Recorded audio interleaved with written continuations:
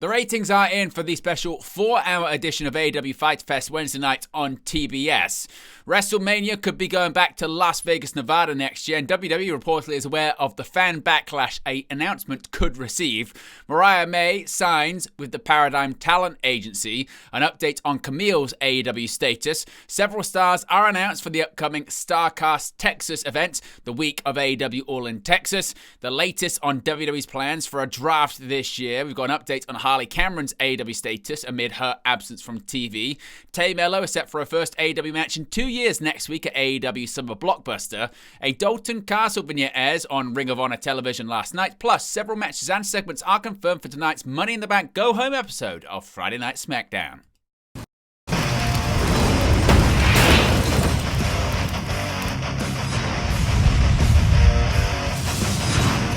Hey guys, welcome back to Wrestling News 365. Hope everyone is doing very well. As always, there are plenty of news stories to get into in the world of professional wrestling. Before we begin, you can see right there, we're currently at 22,174 subscribers. So if you haven't already, be sure to subscribe. Join the ever-expanding WNU as we get closer to 25k. In addition, you can become a member of the WN365 roster. Links in the video description below. You can also scan the QR code on the sidebar. You get your badges, your emojis, and your exclusive members-only content. Whilst checking out the sidebar, you can also see all upcoming live streams we've got on the channel. That includes tomorrow for AAA and WWE Worlds Collide, as well as Money in the Bank. We'll have a live watch-along and post-show for that. Now, let's begin with the ratings for AEW Fyter Fest this past Wednesday. Now, this is a bit of an interesting one to actually put across because, of course, it was across 4 hours, which includes back-to-back Dynamite and Collision. Now, AEW's road to All in Texas on July 12 made its biggest stop to date with the 2025 edition of Fyter Fest. Both AEW Dynamite and AEW Collision aired back-to-back on TBS in a 4-hour block of programming that saw the return of Tay Mello, the in-ring debut of Thekla, and Kenny Omega not only retain his AEW International Championship in a 4-way match, but also have his long-awaited winner-takes-all match against Kazuchika Okada made official for All in Texas. Now, let's begin with the Dynamite portion of the show first. Now, the Programming Insider has confirmed that the first 2 hours of Fyter Fest averaged a total of 655,000 viewers, marking a 3% increase on the previous week's episode and a 4% rise on the trailing 4-week average of 630,000 viewers. The show kicked off with 803,000 viewers for Will Ospreay's in-ring promo, but dropped to 604 by the second quarter. We can get that up on the screen. As always, the quarter hours are courtesy of WrestleNomics. Shout out to them, and be sure to subscribe to their Patreon service. As I mentioned, the show kicked off with that 803,000 viewers for Will Ospreay's in-ring promo. It dropped to 604,000 by the end of the third quarter.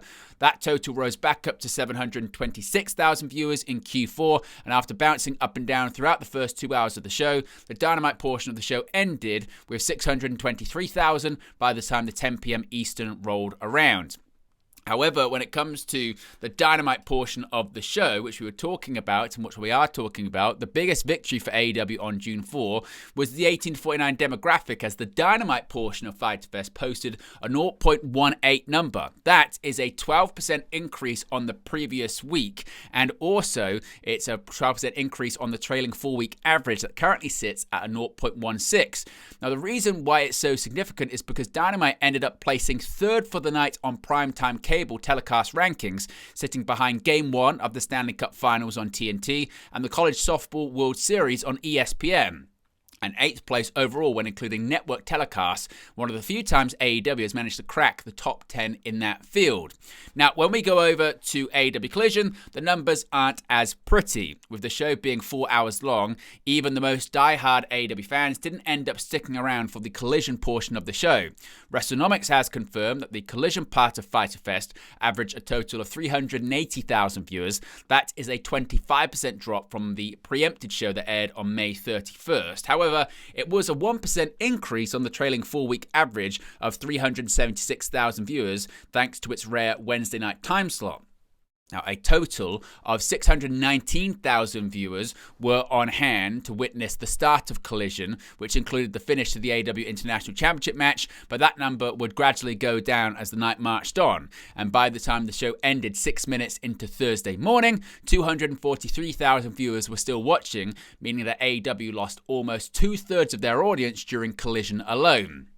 It was a similar story in the 1849 demographic, as Collision posted a 0.10 number, almost half of what Dynamite posted. With that said, this is a steady number for Collision, as it might have been a 44% drop from the previous episode that aired immediately after the NBA playoffs, but still 25% above the trailing 4-week average of a 0.08.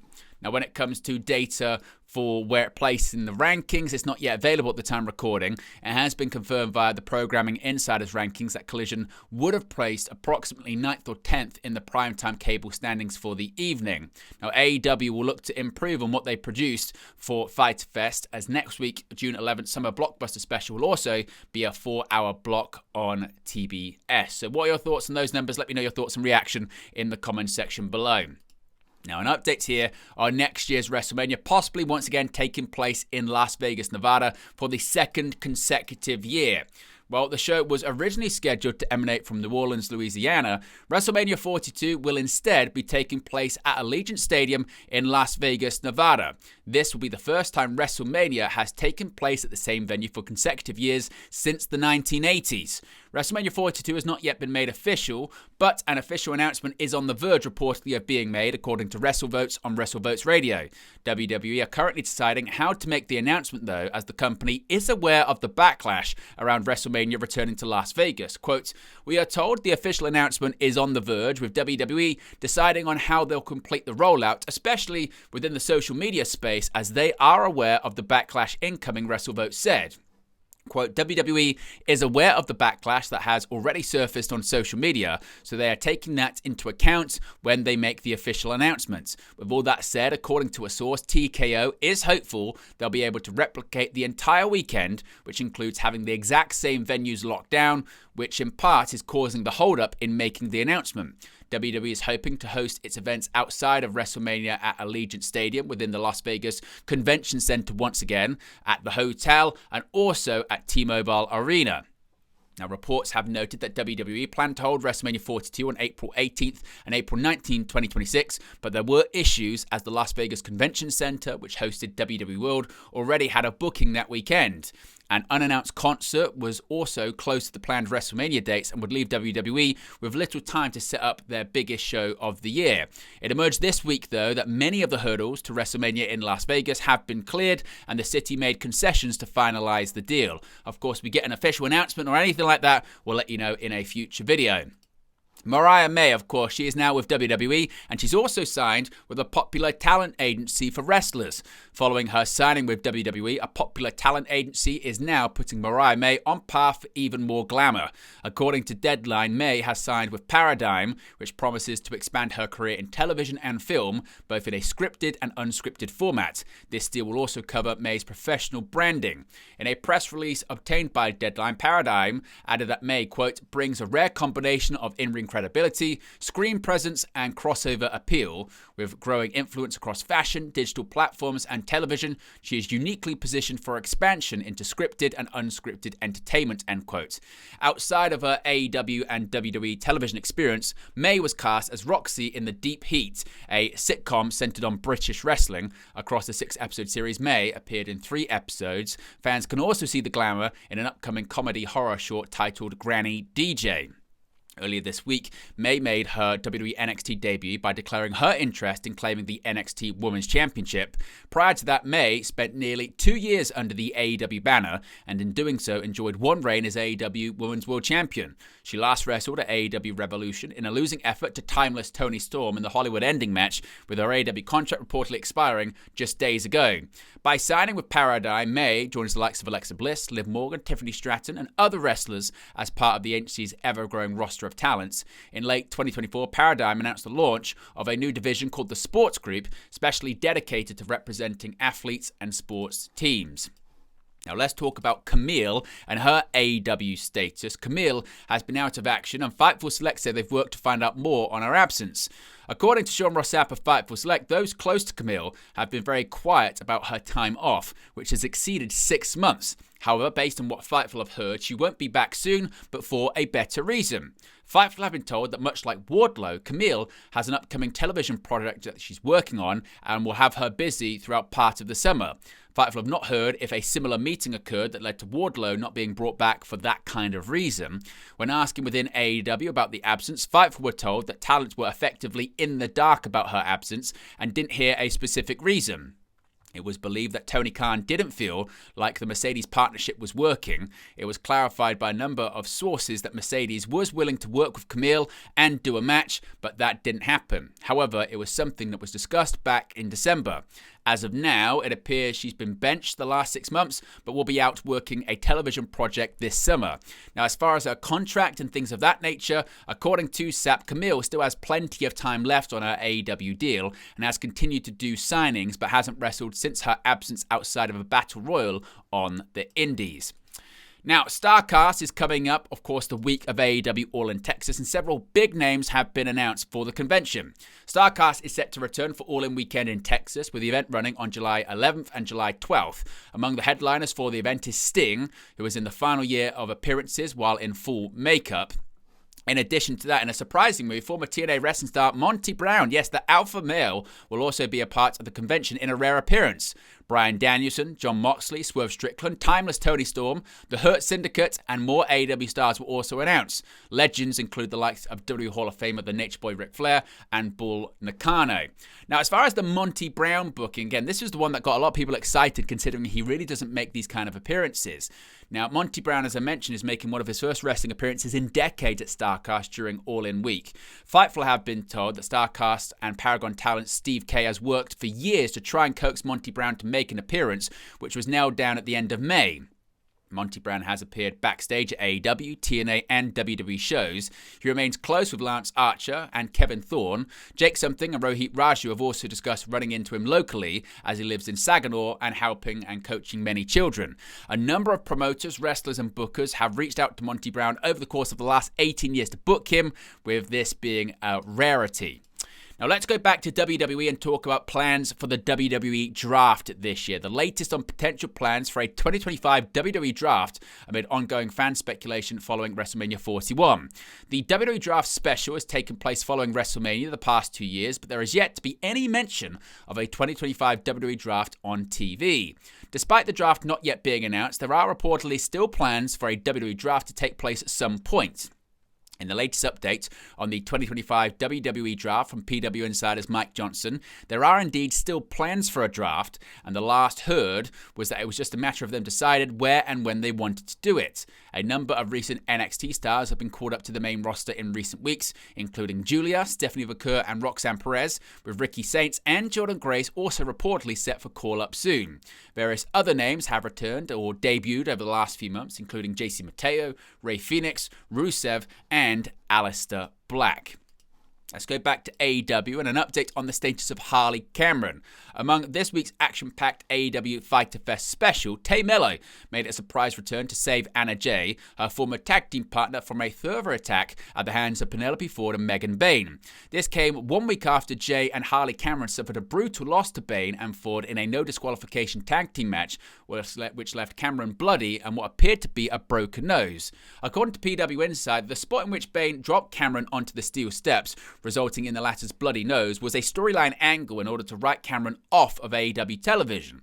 Cameron reportedly sustained an injury months ago that requires surgery to fix, hence her need for time off. As of now, there's no word on when Cameron will return to AEW programming. Of course, last week's edition of the Wrestling Observer newsletter also noted that Cameron was taking time off after the planned spot.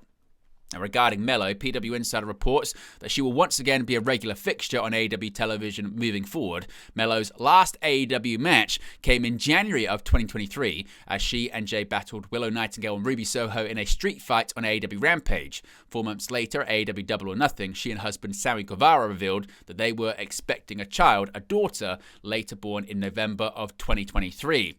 Now, her first match back in over 2 years is confirmed, indeed, for next week's AEW Summer Blockbuster. As I mentioned, Tay Miller returned to AEW TV at Fyter Fest, saving Anna Jay from that attack from Penelope Ford and Megan Bayne.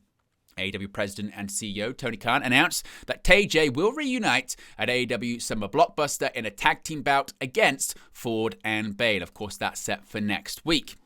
Going over to Ring of Honor, and Dalton Castle is on his way back. A new vignette aired on the June 5th episode of Ring of Honor television, featuring Dalton Castle coming down in a UFO to collect his boys. "Let's go break some hearts," stated Castle.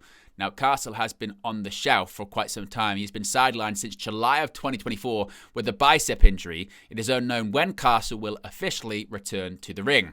And finally tonight, it's the Money in the Bank go-home episode of WWE Friday Night SmackDown.